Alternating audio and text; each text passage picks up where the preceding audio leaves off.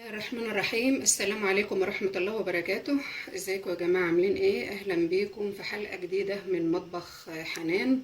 النهاردة ان شاء الله هنعمل القرص الطرية الفلاحي، لان انا يعني ناس كتير طلبوها مني، وان شاء الله بإذن الله تعجبكم. انا هبدأ في العجين على طول يا جماعة. الاول هقول لكم على المكونات بتاعتها. انا هنا عندي زبدة اهيت، وعندي عجوة، هنعمل جزء من العجينة بعجوة وملح وسكر وخميرة بيرة وسمسم واللبن الرايب اهو يا جماعة. هنفضيه مع بعض واحنا بنعجن دلوقتي. هنعجن على طول، واحنا بنعجن هقول لكم على التكات بتاعة القرص، ازاي تكون طرية معاكي، ازاي تطلع من الفرن مش ناشفة، تبقى طرية معاكي طول الوقت، يعني تفضلي تاكلي فيها كده لاخر قرصة وهي طرية. نبتدي على طول العجين، يلا بينا نعجن بقى يا جماعة. انا هنا هحط المكونات الجافة مع اللبن والدقيق ده الاخر خالص. يعني انا هعمل هنا مثلا كيلو. انا هقول لكم على مقادير الكيلو. يعني انا هعمل كيلو دقيق مثلا. كيلو الدقيق هاخد معلقة، نص معلقة ملح من بتاع الشاي، نص معلقة ملح من بتاع الشاي، معلقة سكر كبيرة، يعني نص معلقة شاي كده اهي. طبعا انا هعمل اكتر من كيلو فهضاعف الكميه، فانا هنا هقول لكم على مقادير الكيلو الاول، وبعد كده اللي عايز يزود يضاعف الكميه بتاعه الكيلو ده. بالنسبه لمقادير الكيلو، نص معلقه شاي ملح، معلقه سكر كبيره من بتاع الاكل، معلقه سكر كبيره. طيب هنا مع السمسم هحط معلقه شاي، قصدي معلقه اكل سمسم. هنا السمسم يا جماعة أنا منضفاه طبعا، و على طول جاهز على العجين على طول. طيب بالنسبة للزبدة بقى، بالنسبة للزبدة كل كيلو بياخد ربع كيلو زبدة، كل كيلو دقيق بياخد ربع كيلو زبدة، بتبقى طرية معاك وزي الفل. طيب لو عندك قشطة يا ريت يكون القشطة طبعا أحسن من الزبدة بكتير. طب ولو عندي قشطة وعايزة أعملها بالقشطة خالص، مش عايزة أحط زبدة، يبقى أحط برضو ربع كيلو قشطة. يبقى الكيلو الدقيق بياخد ربع كيلو زبدة أو ربع كيلو قشطة. دي معروفة على طول، قاعدة عامة في القرص. تمام كده يا جماعة. في حاجة تانية برضو عايزة اقول لكم عليها. لما اكون هعجن والحاجة دي موجودة عندي في التلاجة، ما ينفعش اطلع الحاجة من التلاجة يا جماعة على طول واعجن على طول، لا، لازم الحاجة دي تطلع قبلها بليل. يعني انا هعجن النهاردة اطلعها من التلاجة بالليل، اللبن يهدى والزبدة تفك، وعلشان الحاجة لما تكون بدرجة حرارة الغرفة ما بتأثرش على الخميرة. تمام. طيب نبتدي بقى نعجن بقى مع بعض كده يا جماعة. احنا هنا حطينا المكونات الجافة، هفضي معاكم بقى العجينة اهو، اللبن اهو، بسم الله ما شاء الله، اللهم صل على النبي. بصوا يا جماعة، اللبن ده انا جبته حليب وركنته عندي في اللبانة زي ما انتم شايفين اهوت. وركنته عندي راب. بصوا كده افضل بكتير من ان انت تجيبيه رايب.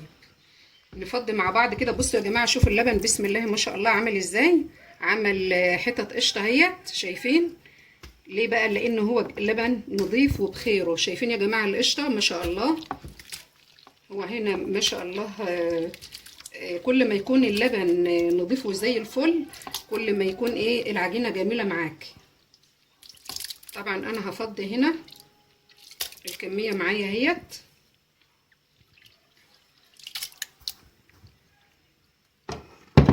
وهحط الخميره.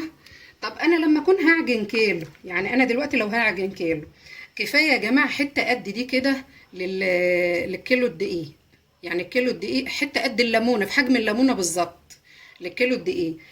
طيب انا هحط الخميره بقى اهوت، وهدوب كل المكونات دي كلها مع بعض، هقلبها كده اهو يا جماعه، شايفين؟ بسم الله الرحمن الرحيم، توكلنا عليك يا رب. الخميره مع كل المكونات اللي انا حطيتها، هقلبها كده اهوت وادوبها مع بعض. وبعدين بقى ايه، احط الزبده اهو يا جماعه.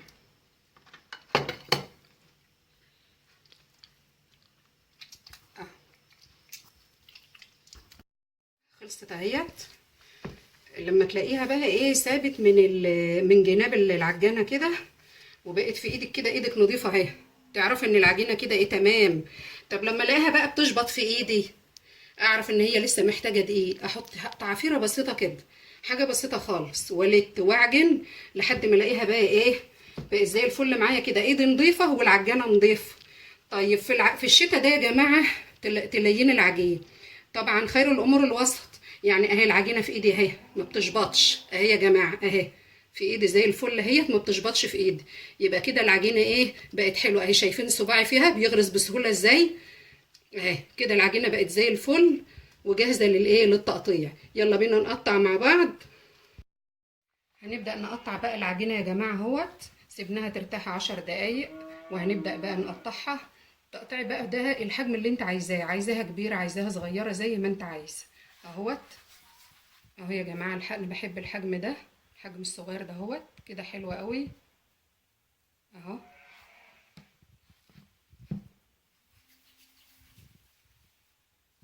اهو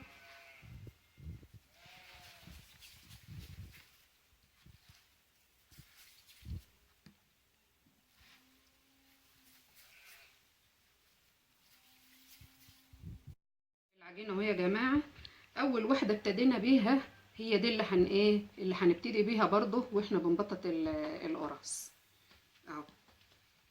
بسم الله الرحمن الرحيم اهو. افردها كده وبالراحه يا جماعه كده اهوت واسويها كده اهو، ولا رقه قوي ولا ايه ولا سيبها تخينه قوي اهو. اهو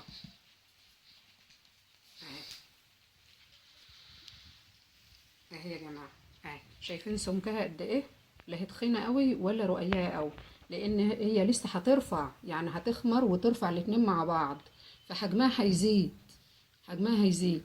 فهي كده بقى ايه كويسه قوي. شايفين السمك بتاعها قد ايه اهي، لا هي تخينه قوي ولا رفيعه قوي اهي يا جماعه اهي. نبدا نحط في الصينيه اللي احنا هنخبز فيها اهي يا جماعه. نعمل كمان واحده اهو، اسويها كده اهو وابططها يعني ايه، ابقى بشويش كده وايدي حنينه عليها، ما تقلش عليها قوي بايدي اهي يا جماعه اهي. اهي شايفين يا جماعه السمك بتاعها قد ايه، لا هي تخينه قوي ولا رقيقه قوي اهي، لان هي لسه هتخمر وترفع اهي. مع بعض كده يا جماعه جنب بعض، بسيب بينهم مسافه صغيره جدا عشان لما تدخل الفرن ما تمسكش في بعضها. نعمل كمان غيرها يا جماعه، كمان واحده اهو بالراحه كده اهو.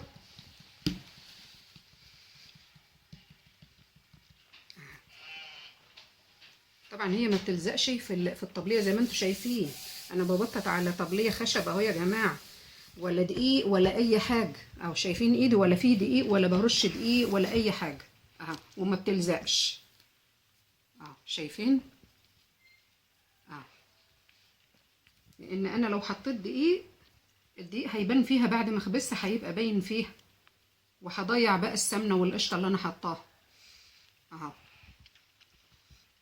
اهو وهكذا بقى يا جماعه لحد ما ايه ما نخلص الكميه بتاعتنا. انا بخبز في الصينيه الكبيره دي يا جماعه، لان انا بخبز في الفرن الفلاحي، ولما اخبزها هوريها لكم وهي في الفرن دلوقتي. طيب اللي ما عندوش فرن بقى فلاح يعمل ايه؟ انا ما عنديش فرن فلاح، واحده تقول لي انا ما عنديش فرن فلاحي وبخبز في البوتاجاز، اقول لها عادي خالص ما فيش مشاكل، ولعي الفرن من قبلها ب10 دقايق عادي كانك هتخبزي كيك، و... وتحط الصاج اللي انت هتخبزي فيه تمام. اللي عندها فرن بقى بيولع من فوق ومن تحت، تولعه برضو عادي من فوق ومن تحت، بس تهدي من فوق خالص، تهدي من فوق خالص خالص تمام كده يا جماعة. وبعدين بقى ايه تولع من تحت عادي اهو يا جماعة. القرصة زي الفل اهي اهي اهو.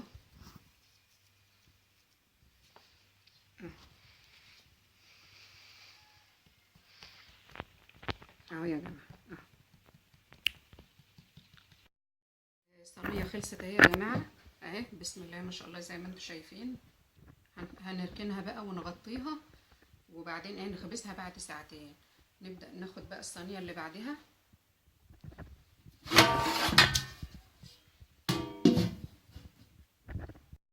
هعمل لكم شويه عجوه بقى يا جماعه اهي. شايفين العجوه طريه وجميله ازاي؟ دي عجوه عجين يا جماعه، يعني وانت بتشتريها تقولوا له انا عايزه عجوه للعجين، مش اي عجوه. اهي هحطها كده اهو اهي اهي.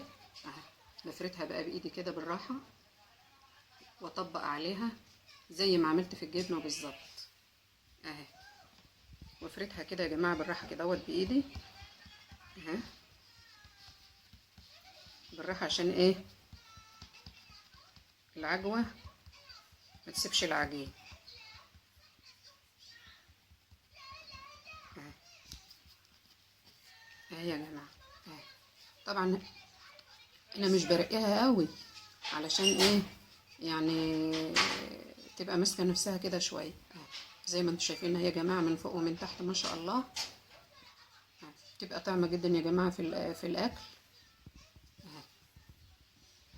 اعمل لكم كمان واحده اهي يا جماعه اهي اهي. واطبق عليها كده اهوت، اقفل عليها اهي اهي. رجعتها زي ما كانت اهي والعجوه جواها اهي يا جماعه اهي. بالراحه كده اهوت وابدا افرد يا جماعه. بسم الله ما شاء الله. شايفين جمالها؟ شوف اللون من فوق ومن تحت اهو. شايفين اللون من تحت عامل ازاي ومن فوق برضه اهو اهو. دي بقى ايه اول صينيه باذن الله نشيلها بقى من الفرن وندخل التانية. طلعناها اهي يا جماعه وهنحط التانية. بسم الله الرحمن الرحيم. نعللها بقى من فوق ومن تحت. الفرن ده يا جماعه بيسعف عن فرن البوتاجاز، لكن اللي ما عندهاش فرن زي ده يا جماعه تخبز في فرن البوتاجاز عادي. ورجعنا لكم يا جماعه بعد ما خلصنا خبيزه اهوت. الحمد لله القرص زي الفل. شايفين يا جماعه شكلها جميل ازاي، اللون الذهبي الحلو ده اهو. وده عندنا ورجعنا يا جماعه بعد ما خلصنا خبيز القرص اهوت زي الفل زي ما انتم شايفين. شوفوا لونها جميل ازاي، اللون الذهبي الجميل ده اهو. شوفوا عندنا القرص الساده اهيت، ادي الساده. شوفوا يا جماعه طريه وجميله ازاي. وديت الجبنه اللي بالزعتر. شوفوا طعمها طبعا وريحتها تجنن. ودي العجوه اهي. العجوه اهي يا جماعه. اتمنى يكون الحلقه بتاعتي عجبتكم، وتعملوا لي لايك وشير واشتراك، والى اللقاء في حلقه جديده ان شاء الله.